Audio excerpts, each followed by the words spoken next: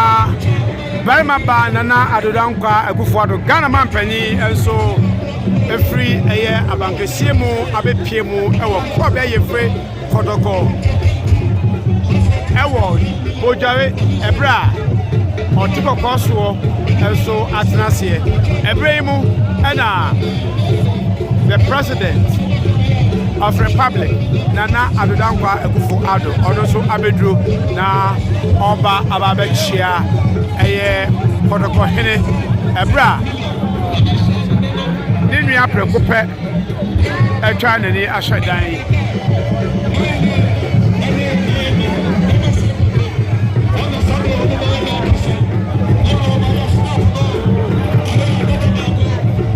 Edom ene santene a ohuri ekaye very man Nana Ado santene a ohuri eye nananom ahemfo a bonum na obegina eye ko bia yefre kotoko hene anemu na wama eye Ghana man panyini ene abemu panyimfo akwaba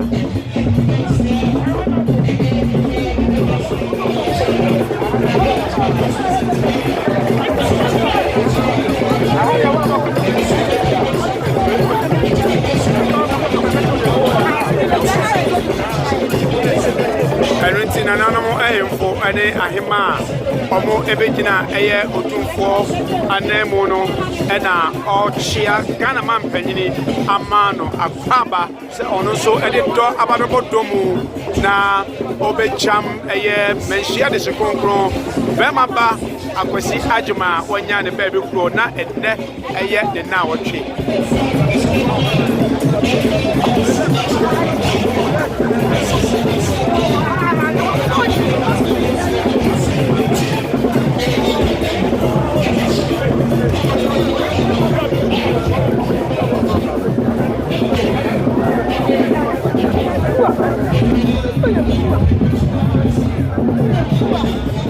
Afei ena eye Bernaba Osaberima Adodankwa Akufo-Addo Ghana man panyin abedru obanyo no nkoa ena obae one abemu empanimfo Asante mantemu soafo eye owura Simon Osemensa sanso ena Dr. Afiye Akoto enso eye Minister of Agriculture ana afei osoafo a ohwe eye evididwuma so eye Odmonyamfo Alan Kojo Chiremate afei Asante mantemu so MPP Jam Tinani eye Bernard Adjubo Siako also kan ba sanso ana Chief of Staff ena Deputy Chief of Staff obunyina ebo eye Nana Adodankwa Akufo-Addo Chidom ena sabe obepiemu ewo Bojare